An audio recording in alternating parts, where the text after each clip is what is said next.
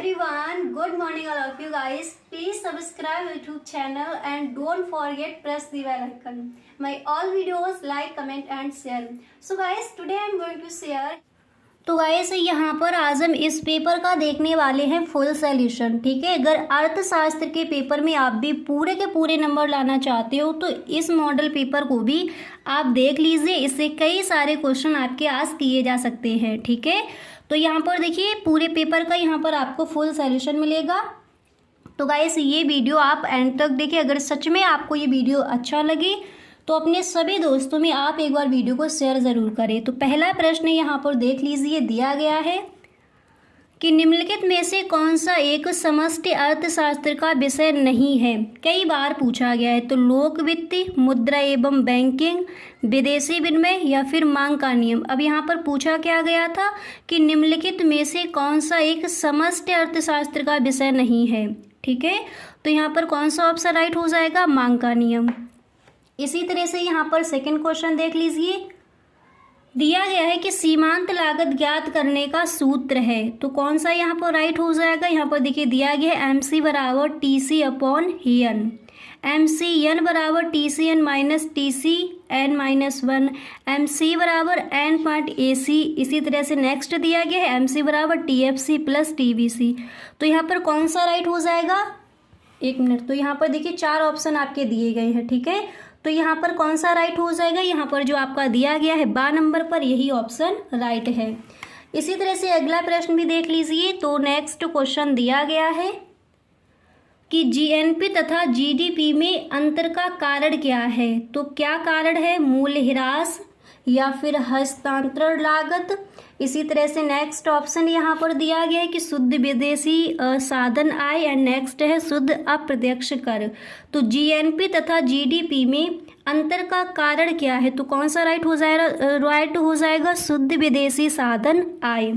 इसी तरह से यहाँ पर नेक्स्ट क्वेश्चन क्या है उसको भी देख लेते हैं। तो अगला प्रश्न आप देख सकते हो कि प्रभावी मांग का संबंध है किससे, AC पिगू से, JM कीन्स से, JB से या फिर अल्फ्रेड मार्शल से। तो प्रभावी मांग का संबंध है किससे है, कौन सा ऑप्शन राइट हो जाएगा, JM कीन्स से। और इस प्रश्न ये जो आपका क्वेश्चन है गाइस, इसका आंसर हम कई बार देख चुके हैं। जब भी आपको जो आपके ऑब्जेक्टिव क्वेश्चन है जब भी बताए जाते हो तो इस क्वेश्चन को आप हर वीडियो में देख सकते हो कि प्रभावी मांग का संबंध है किससे है, JM कीन्स से। ठीक है, इसी तरह से 5वां प्रश्न यहाँ पर है कि पूरक वस्तुओं के लिए मांग की तिर्यक लोच होती है, कैसी होती है। चलिए पहले इसके ऑप्शन देख लेते हैं, उसके बाद जो इसका आपका राइट आंसर होगा वो क्या हो जाएगा उसको देख लेंगे। तो यहाँ पर देखिए ऑप्शन देख लीजिए। पहले A नंबर पर ऑप्शन है धनात्मक, B नंबर पर है ऋणात्मक, C नंबर पर है शून्य, D नंबर पर है अनंत। तो पूरक वस्तुओं के लिए मांग की तिर्यक लोच होती है, कैसी होती है, ऋणात्मक होती है। क्लियर। इसी तरह से यहाँ पर क्वेश्चन नंबर 6 क्या है, पहले प्रश्न को पढ़ लेते हैं, इसके बाद इसके जो ऑप्शन दिए गए हैं उन पर डिस्कस करेंगे। तो देखिए दिया गया है जब आय बाई में वृद्धि ₹500 हो और उपभोग C में वृद्धि ₹250 हो तो सीमांत उपभोग प्रवृत्ति का मान होगा। तो कितना होगा, यहाँ पर देखिए लगाकर नहीं बताया जा रहा है, आप ऑप्शन देख लीजिए। तो यहाँ पर आपका राइट ऑप्शन हो जाएगा 1/2। यहाँ पर A नंबर पर ऑप्शन दिया गया है 2/3 दे दिया गया है, B नंबर पर है 1/2, यहाँ पर C नंबर पर है 3/4, D नंबर पर है 4/5। तो राइट हो जाएगा यहाँ पर B नंबर पर जो ऑप्शन है। क्लियर, B नंबर पर जो ऑप्शन है राइट हो जाएगा। इसी तरह से यहाँ पर 7वां प्रश्न क्या है उसको भी देख लीजिए। कई सारे क्वेश्चन इस जो आपका ये मॉडल पेपर, इससे कई सारे क्वेश्चन आपके आज किए जाएंगे। तो नेक्स्ट है निम्नलिखित में से कौन सा लागत वक्र आकार का नहीं होता। तो कौन सा नहीं होता, औसत लागत या फिर सीमांत लागत। ऑप्शन देख लीजिए, औसत लागत या फिर सीमांत लागत। नेक्स्ट है औसत परिवर्ती लागत, D नंबर पर ऑप्शन है औसत स्थिर लागत। तो निम्नलिखित में से कौन सा लागत वक्र U आकार का नहीं होता। तो यहाँ पर औसत स्थिर लागत D नंबर पर जो ऑप्शन है राइट हो जाएगा। इसी तरह से अगला प्रश्न देख लीजिए। तो आप देख सकते हो नेक्स्ट क्वेश्चन यहाँ पर आपका है कि एक द्विक्षेत्रीय में राष्ट्रीय आय होती है, कैसी होती है। यहाँ पर पहले ऑप्शन देख लीजिए। तो आ नंबर पर जो आपका ऑप्शन है दिया गया है C+I+G, बा नंबर पर है C+I, सा नंबर पर है C+I+G+X एंड यहाँ पर दा नंबर पर है C+I+G+M। तो एक दो क्षेत्रीय में राष्ट्रीय आय होती है, कैसी होती है? सा नंबर पर जो आपका ऑप्शन है राइट ऑप्शन हो जाएगा। क्लियर। अब इसी तरह से कुछ और भी प्रश्न है, फटाफट से देख लीजिए। यहाँ पर नेक्स्ट क्वेश्चन आपका दिया गया है कि भारत में राष्ट्रीय आय का आकलन किसके द्वारा किया जाता है? हम सबको पता है और कई बार इस प्रश्न के आंसर को हम देख भी चुके हैं। तो ऑप्शन में मिलेंगे वित्त मंत्रालय, भारतीय रिजर्व बैंक, राष्ट्रीय प्रतिदर्श सर्वेक्षण संगठन, नेक्स्ट मिलेगा केंद्रीय सांख्यिकी संगठन। तो भारत में राष्ट्रीय आय का आकलन किसके द्वारा किया जाता है? याद कर लीजिए, भारतीय रिजर्व बैंक द्वारा। ठीक है, यानी यहाँ पर जो आपका बा नंबर पर ऑप्शन है राइट ऑप्शन हो जाएगा। तो 9 क्वेश्चंस को आप देख चुके हो। ठीक है, ये है आपका मॉडल पेपर, इसको एक बार आप देख लीजिए इस तरह से। क्लियर। अब यहाँ पर आपके कुछ और भी क्वेश्चंस हैं, सब्जेक्टिव क्वेश्चन भी आपको बताए जाएंगे। और गाइस, अगर आपको वीडियो पसंद आया करे तो आप वीडियो को एक लाइक ज़रूर कर दिया करें, क्योंकि जैसा आप डिमांड करते हो कि इस सब्जेक्ट पर वीडियो चाहिए, वही आपके लिए लेकर आते हैं। तो 10वां प्रश्न भी एक बार देख लीजिए। तो यहाँ पर आप देख सकते हो 10वां प्रश्न आपका दिया गया है कि मंदी के समय कैसा बजट उपयुक्त रहता है? तो कैसा बजट रहता है? अतिरिक्त बजट या फिर घाटे का बजट, संतुलित बजट या फिर उपर्युक्त में से कोई नहीं। तो हमें पता है बा नंबर पर जो ऑप्शन है राइट हो जाएगा। इसी तरह से अब देखिए यहाँ पर देखते हैं very short answer type questions आप कौन कौन से तैयार करोगे। 11वां प्रश्न है कि कुल राजस्व, औसत राजस्व तथा सीमांत राजस्व का संक्षिप्त अर्थ लिखिए। चलिए इसको समझते हैं। तो सबसे पहले कुल राजस्व देख लीजिए। अब देखिए इन प्रश्नों को यही याद करते चलिए, आपके पास समय बहुत कम है। ठीक है, तो कुल राजस्व जिसे सकल राजस्व या कुल बिक्री के रूप में जाना जाता है, किसी भी व्यवसाय के सबसे महत्वपूर्ण पहलुओं में से एक है कुल राजस्व। समझ आ गया। इसके बाद यहाँ पर देखिए औसत राजस्व क्या है। तो औसत राजस्व को समझ लीजिए। तो इसका आंसर यहाँ पर आप इस तरह से लिख कर आओगे कि औसत राजस्व से तात्पर्य बेचे गए आउटपुट की प्रति यूनिट अर्जित राजस्व से है। सकल राजस्व को बेची गई इकाइयों की संख्या से विभाजित करके आपको औसत राजस्व प्राप्त होता है। ठीक है, तो कुल राजस्व, औसत राजस्व क्या है आपने देख लिया। इसके बाद सीमांत राजस्व क्या है, इसको भी देख लेते हैं। तो सीमांत राजस्व आप इस तरह से लिखोगे कि सीमांत राजस्व सीधे कुल राजस्व से जुड़ा हुआ है, क्योंकि यह एक अन्य चर में परिवर्तन के संबंध में कुल राजस्व में परिवर्तन को मापता है। तो कुल राजस्व, औसत राजस्व और सीमांत राजस्व का अर्थ क्या हो जाएगा आपने देख लिया। अब देखिए जो भी प्रश्न है इनके अगर आपको स्क्रीनशॉट लेनी है तो एक बार यहाँ पर आप स्क्रीनशॉट भी इसका ले सकते हो। ठीक है, इस क्वेश्चन का। ठीक है, जो भी आपके प्रश्न है सबके स्क्रीनशॉट आपको दे दिए जाएंगे। स्क्रीनशॉट के लिए आपको इस तरह से दिखा दिया जाएगा, प्रश्न का आंसर सही ढंग से आप ले सकते हो। क्लियर। अब इसी तरह से 12वां प्रश्न देखिए दिया गया है कि उत्पादन फलन से आप क्या समझते हैं। इम्पोर्टेंट क्वेश्चन है, उत्पादन फलन से आप क्या समझते हैं। तो सबसे पहले आप हेडिंग डालोगे उत्पादन फलन, इसके बाद लिखोगे किसी फर्म के निर्गत अथवा उत्पाद और आगत अथवा आधा के बीच के संबंधों को उत्पादन फलन कहते हैं। किस तरह से लिखोगे, किसी फर्म के निर्गत अथवा उत्पाद और आगत के बीच के संबंधों को उत्पादन फलन कहते हैं। यहाँ पर इस तरह से लिखोगे P बराबर F, फिर कोष्टक में आपको लिखना है ABC। ठीक है, यानी संख्याएं आपको इधर यह लिख देना है।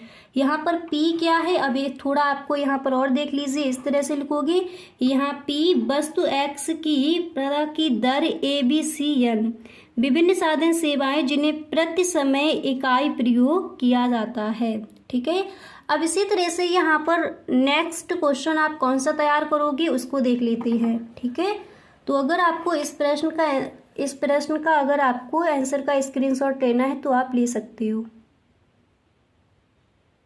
क्लियर। अब इसी तरह से नेक्स्ट क्वेश्चन आपको कौन सा तैयार करना है उसको भी देख लेते हैं। तो यहाँ पर आप देख सकते हो अगला प्रश्न आप यहाँ पर तैयार करोगे कि संतुलित बजट क्या है। ठीक है, तो इस तरह से आपको लिखना है कि संतुलित बजट वह बजट है जिसमें सरकार की आय तथा व्यय दोनों बराबर होते हैं। संतुलित बजट वह बजट है जिसमें सरकार की आय तथा व्यय दोनों बराबर होते हैं।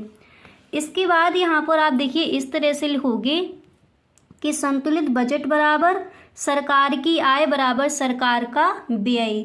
इसके बाद यहाँ पर देख लीजिए, थोड़ा आपको इसमें और लिखना है कि संतुलित बजट का आर्थिक क्रियाओं के स्तर पर कोई प्रभाव नहीं पड़ता। इसके कारण ना तो संकुचनकारी शक्तियाँ और ना ही विस्तारवादी शक्तियाँ काम कर पाती हैं। ठीक है, तो संतुलित बजट क्या है, आई होप सही ढंग से आपको समझ आ गया होगा। अगर इसका आपको स्क्रीनशॉट लेना है तो आप ले सकते हो। इसी तरह से यहाँ पर नेक्स्ट क्वेश्चन आप कौन सा तैयार करोगे। अब 14वां प्रश्न देख लीजिए। क्वेश्चन यहाँ पर है कि पूर्ण प्रतियोगिता के अंतर्गत एक फर्म की मांग वक्र का आकार कैसा होता है। तो यहाँ पर इस तरह से आप इस प्रश्न का आंसर लिखोगे कि पूर्ण प्रतियोगिता के अंतर्गत एक फर्म के मांग वक्र का आकार पूर्णतः लोचदार होता है। इसके बाद यहाँ पर आपको इस तरह से लिखना है कि पूर्ण प्रतियोगिता में फर्म कीमत प्राप्तकर्ता होने के कारण बाजार में प्रचलित कीमत से अधिक क्रेता से वसूल नहीं कर सकती। इसके बाद यहाँ पर लिखोगे, इसके बाद आपको लिखना है कि पूर्ण प्रतियोगिता में क्रेता को प्रत्येक अतिरिक्त इकाई के लिए एक समान कीमत देनी पड़ती है, अर्थात औसत आगम बराबर सीमांत आगम। इस प्रकार पूर्ण प्रतियोगिता में वस्तु की कीमत सदैव स्थिर होगी और एक व्यक्तिगत फर्म का मांग वक्र पूर्णतः लोचदार होगा। ठीक है, तो क्वेश्चन आपका किस तरह से पूछा गया था कि पूर्ण प्रतियोगिता के अंतर्गत एक फर्म के मांग वक्र का आकार कैसा होता है, तो पूर्णतः लोचदार होता है। तो इस तरह से आप इस प्रश्न के आंसर को लिख कर आएंगे। क्लियर, तो यहाँ तक देख लीजिए अतलग उत्तरीय प्रश्न आप देख चुके हो। अब इसी तरह से कुछ और भी आपके क्वेश्चंस हैं, उनको भी देख लेते हैं। तो गाइस इसी तरह से यहाँ पर जो आपका नेक्स्ट क्वेश्चन है क्या दिया गया है उसको देख लीजिए। अगला प्रश्न आप तैयार करोगे, पूर्ण प्रतियोगिताओं की विशेषताओं का वर्णन कीजिए। ठीक है, इसकी क्या विशेषताएं हैं उनको देख लेते हैं। तो आप इस तरह से लिख कर आओगे, फर्स्ट पॉइंट में पहले आपको एक लाइन लिखनी है कि एक पूर्ण प्रतियोगिता की विशेषताएं निम्नलिखित है। ठीक है, ये लाइन तो आपको जब भी विशेषताएं पूछी जाए तो पहले आप इसको लिख कर आएंगे। इसके बाद फर्स्ट पॉइंट डालकर लिखोगे कि क्रेताओं और विक्रेताओं की संख्या बहुत अधिक होती है, इतनी अधिक कि कोई भी क्रेता अथवा विक्रेता अकेले वस्तु की कीमत को प्रभावित नहीं कर सकता। कई बार आपको बता चुके हैं कि पूर्ण प्रतियोगिता की विशेषताएं क्या है। अब यहाँ पर याद करके ही आपको वीडियो से जाना है। ठीक है, तो फर्स्ट याद कर लीजिए, क्रेताओं और विक्रेताओं की संख्या बहुत अधिक होती है, इतनी अधिक कि कोई भी क्रेता अथवा विक्रेता अकेले वस्तु की कीमत को प्रभावित नहीं कर सकता। इसके बाद यहाँ पर सेकंड पॉइंट इसका याद कर लीजिए। ठीक है, फर्स्ट आपने देख लिया। नेक्स्ट लिखोगे कि बिक्री की जाने वाली वस्तु की सभी इकाइयाँ समान होनी चाहिए, उनके आकार, रंग, रूप, गुण आदि में कोई अंतर नहीं होना चाहिए। इस प्रकार वस्तु की इकाइयाँ एक दूसरे की पूर्ण स्थानापन्न होती हैं। ठीक है, इसके बाद यहाँ पर आप देखिए तीसरा पॉइंट क्या लिखोगे उसको समझ लीजिए। तो तीसरा पॉइंट यहाँ पर आपको लिखना है कि वस्तु का प्रमापीकरण होता है, अतः गैर कीमत प्रतियोगिता नहीं पाई जाती। इस दशा में विक्रय लागतों का पूर्ण अभाव होता है। इसके बाद आप नेक्स्ट पॉइंट क्या लिखोगे उसको देख लेते हैं। ठीक है, नेक्स्ट आप लिखोगे फर्मों को इसके उद्योग में प्रवेश करने अथवा उद्योग से बाहर जाने की पूर्ण स्वतंत्रता होती है। इसका कारण यह है कि इस दशा में प्रत्येक फर्म कुल उत्पादन के बहुत थोड़े भाग का उत्पादन करती है, अतः उसके प्रवेश अथवा बहिर्गमन का उद्योग के आकार पर कोई प्रभाव नहीं पड़ेगा। पांचवा पॉइंट आप ये लिख कर आओगे कि परिवहन लागत शून्य होती है, जिसके कारण बाजार में एक कीमत प्रचलित रहती है। तो अगर इस प्रश्न के आंसर का यहाँ पर आप स्क्रीनशॉट लेना चाहते हो तो गाइस पहले देखिए आप इतने का स्क्रीनशॉट यहाँ पर ले लीजिए, ठीक है। इसके बाद 2 पॉइंट आपके नीचे हैं, इनका स्क्रीनशॉट यहाँ पर आप ले सकते हो। क्लियर।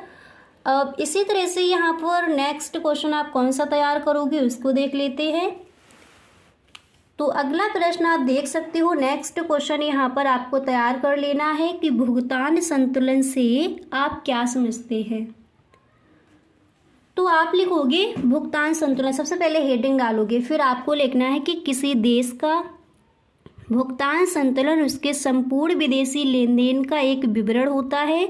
उसके बाईं ओर सभी लेनदारियां तथा दाईं ओर सभी देनदारियां प्रदर्शित की जाती है। इन दोनों राशियों के अंतर से भुगतान संतुलन का स्वरूप स्वतः स्पष्ट हो जाता है, ठीक है। तो भुगतान संतुलन से आप क्या समझते हैं, लघु उत्तरीय प्रश्न में क्वेश्चन पूछा जाता है, तो इसको थोड़ा यहाँ पर आपको लॉन्ग में लिखना है, ठीक है। तो पूरा देख लीजिए, ठीक है। फिर यहाँ पर देखिए 2-4 लाइनें आप और याद कर लीजिए कि भुगतान संतुलन का खाता 2 भागों में बांटा जा सकता है, चालू खाता तथा पूंजी खाता। भुगतान संतुलन के स्वरूप का अनुमान निम्नांकित तालिका से सरलता पूर्वक लगाया जा सकता है। अब इस तालिका को भी देख लीजिए, ठीक है। यानी जो भी क्वेश्चन है उन सारे प्रश्नों के फुल आंसर देख लीजिए यहाँ पर। तो गाइस जैसा कि आपने कहा था कि अर्थशास्त्र की पूरी तैयारी करवा दीजिए, इस बार पूरे के पूरे नंबर लाने हैं, तो उसी तरह से आपकी तैयारी करवाई भी जा रही है। तो गाइस आपको भी एक काम करना है, आप इस वीडियो को अपने सभी दोस्तों में एक बार शेयर ज़रूर कर दें। क्लियर। तो यहाँ पर देखिए लेन या निर्यात, देन या आयात, ठीक है, इस तरह से। तो यहाँ पर देख लीजिए, इधर आप लिखोगे कि वस्तुओं का निर्यात सेवाओं के निर्यात से होने वाली आय, इधर आपको लिखना है वस्तुओं का आयात, इसमें लिखोगे सेवाओं की आयात का विदेशों को भुगतान। यहाँ पर नेक्स्ट पॉइंट लिखोगे विशेषज्ञों की सेवाएं या यात्राओं की सेवाएं, इधर आप लिखोगे विशेषज्ञों की सेवाएं, यात्राओं की सेवाएं। व्यापारिक कंपनियों द्वारा की गई सेवाएं, इधर भी आपको लिखना है व्यापारिक कंपनियों द्वारा की गई सेवाएं। अब यहाँ पर देखिए तीसरा पॉइंट आप क्या लिखोगे उसको देख लीजिए। अब यहाँ पर आपको नेक्स्ट लिखना है कि विदेशी ऋणों तथा पूंजी से प्राप्त आय, मूलधन, ब्याज तथा लाभांश। विदेशी ऋणों व पूंजी का भुगतान, ऋण, ब्याज व लाभांश। नेक्स्ट पॉइंट लिखोगे, इधर निर्यात की तरफ आपको लिखना है विदेशी सरकारों द्वारा देश में किया गया व्यय, और आयात में आप लिखोगे सरकार द्वारा विदेशों में किया गया व्यय, ठीक है। इस तरह से जो आपका क्वेश्चन था कि भुगतान संतुलन से आप क्या समझते हैं, इस तरह से इस प्रश्न का आंसर वहाँ पर आपको लिख कर आना है। क्लियर। इसी तरह से अगला प्रश्न भी देख लीजिए। तो यहाँ पर नेक्स्ट क्वेश्चन आप देख सकते हो दिया गया है कि अनधिमान वक्र को परिभाषित कीजिए। अनधिमान वक्र मानचित्र से आप क्या समझते हैं, तो चलिए इसको देख लेते हैं। अनधिमान वक्र आप लिखोगे कि अनधिमान यानी उदासीनता वक्र मात्राओं के उन संयोगों को प्रदर्शित करने वाले बिंदुओं का पथ होता है जिसके प्रति उपभोक्ता उदासीन रहता है, ठीक है। इस तरह से लिखोगी। अब वाटसन के शब्दों में देख लीजिए, जो आपके अर्थशास्त्री हैं इन्होंने क्या बोला है इसके बारे में। तो इन्होंने कहा है कि उदासीनता अनुसूची 2 वस्तुओं के संयोगों की अनुसूची है जिसको इस प्रकार, अब इसके आगे देखिए आप किस तरह से लिखोगे उसको देख लीजिए। अब अगर गाइस आपको इतना स्क्रीनशॉट लेना है तो आप ले सकती हो यहाँ पर, ठीक है। अब इसके आगे देखिए इसके आगे लिखोगे इस प्रकार व्यवस्थित किया जाता है कि उपभोक्ता उन संयोगों के प्रति उदासीन होता है और किसी एक को अन्य की तुलना में वरीयता नहीं देता, ठीक है। और यहाँ पर देखिए उदासीनता मानचित्र, अब इसका चित्र आपको किस तरह से बनाना है वो यहाँ पर देख लीजिए, ठीक है। इस तरह से बनाओगे। अब इसको इधर थोड़ा और, ठीक है, इस तरह से आपको चित्र बनाना है। और यहाँ पर आप लिखोगे कि एक उदासीनता वक्र संतुष्ट के एक निश्चित स्तर को बताता है। भिन्न भिन्न संतुष्ट स्तरों को बताने वाले विभिन्न उदासीनता वक्रों का समूह उदासीनता मानचित्र कहलाता है। चित्र में 4 उदासीनता वक्र IC1 यहाँ पर देख लीजिए, IC1, IC2, IC3 यहाँ पर देखिए दिखाए गए हैं। इसके बाद यहाँ पर आप इस तरह से लिखोगे कि IC1 संतुष्ट के निम्न स्तर को तथा IC4 संतुष्ट के स्तर को बताता है। चारों उदासीनता वक्र संतुष्ट के अलग अलग स्तर को प्रदर्शित करते हैं। तो इस तरह से आप इस प्रश्न का आंसर लिख कर आओगे।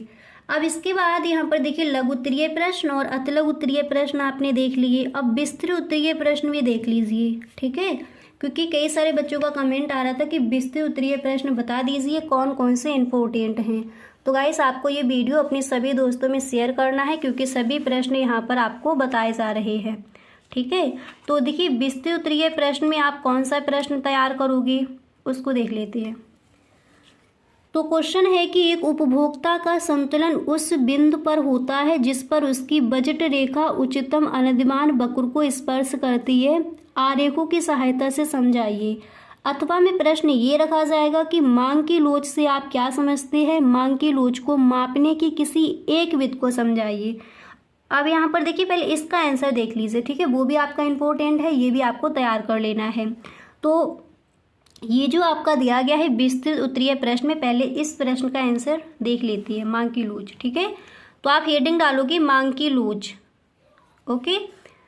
फिर यहाँ पर आप लिखोगे मार्शल के अनुसार, जो आपके अर्थशास्त्री हैं मार्शल, इन्होंने कहा है कि मांग की लोच का बाजार में कम या अधिक होना इस बात पर निर्भर करता है कि वस्तु की कीमत में एक निश्चित मात्रा में परिवर्तन होने पर उसकी मांग में सापेक्ष रूप से अधिक या कम अनुपात में परिवर्तन होता है, ठीक है। तो मार्शल ने इस तरह से कहा है। क्वेश्चन क्या था कि मांग की लोच से आप क्या समझते हैं। मांग की लोच को मापने की किसी एक विधि को समझाइए, ठीक है।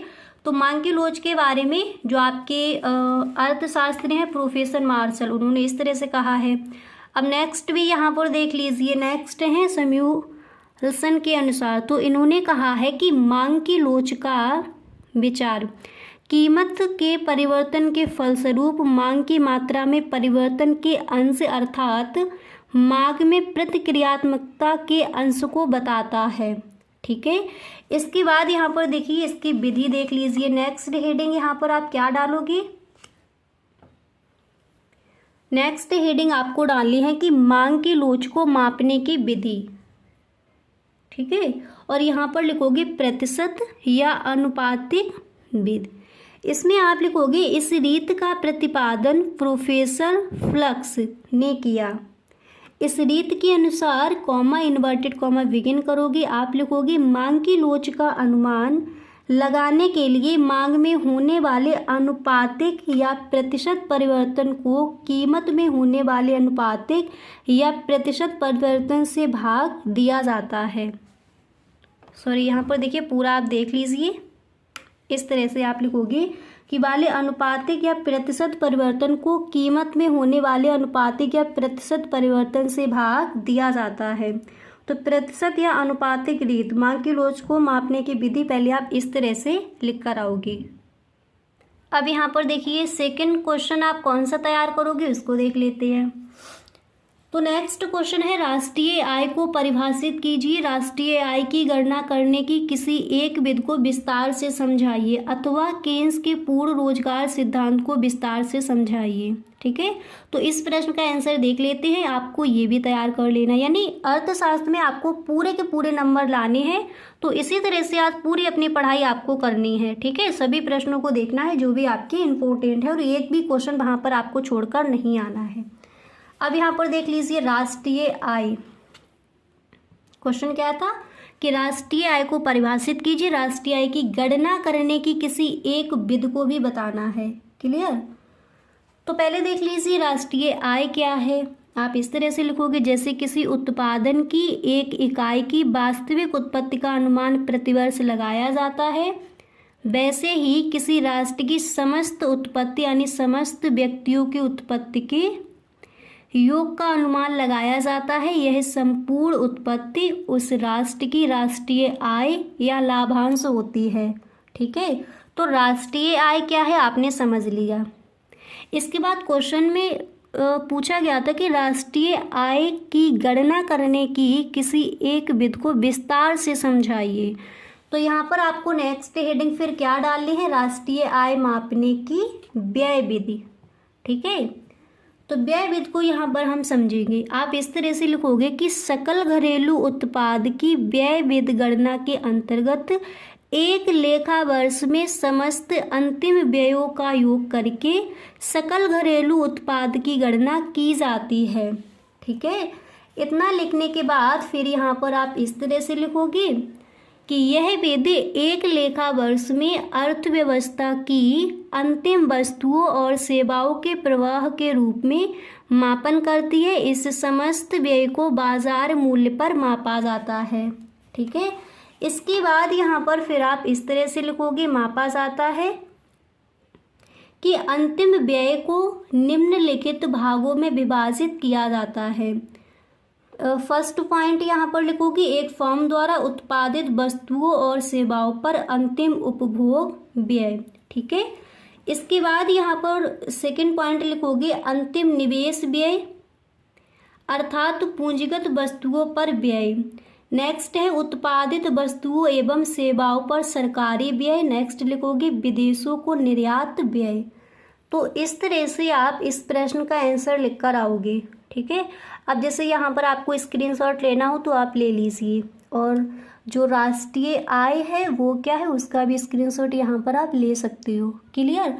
इसी तरह से आप तीसरा प्रश्न कौन सा तैयार करोगे फटाफट से उसको भी देख लीजिए। हम यहाँ पर अर्थशास्त्र के पेपर की पूरी तैयारी करेंगे। ठीक है, तीसरा प्रश्न है कि अल्पकालीन पूर्व प्रतियोगी बाजार में फर्म के संतुलन की विभिन्न दशाओं की व्याख्या कीजिए, अथवा उत्पादन लागत का अर्थ लिखिए। चित्र की सहायता से औसत लागत तथा सीमांत लागत को समझाइए। तो इस प्रश्न का आंसर देखेंगे यहाँ पर। ठीक है, तो उत्पादन लागत क्या है फटाफट से देख लीजिए। आप लिखोगे कि उत्पादन के दृष्टिकोण से लागत पक्ष अत्यंत महत्वपूर्ण है। प्रत्येक फर्म या उत्पादक को उत्पादन करने के लिए विभिन्न उत्पत्ति के साधनों को एकत्रित करना पड़ता है। इसके बाद यहाँ पर आप इस तरह से लिखोगे कि उत्पादन के साधनों का प्रयोग करने के लिए जो धनराशि व्यय करनी पड़ती है उसे उत्पादन लागत कहते हैं। ठीक है, अब इतने का स्क्रीनशॉट यहाँ पर आप ले सकते हो। इसके बाद औसत लागत क्या है उसको समझ लीजिए। आप यहाँ पर लिखोगे कि किसी वस्तु की प्रति इकाई लागत को औसत लागत कहा जाता है। औसत लागत एसी कुल लागत टीसी एवं उत्पादन लागत का भागफल होता है या फिर होती हैं। तो यहाँ पर आप इस तरह से लिखोगे कि AC बराबर AFC प्लस ABC।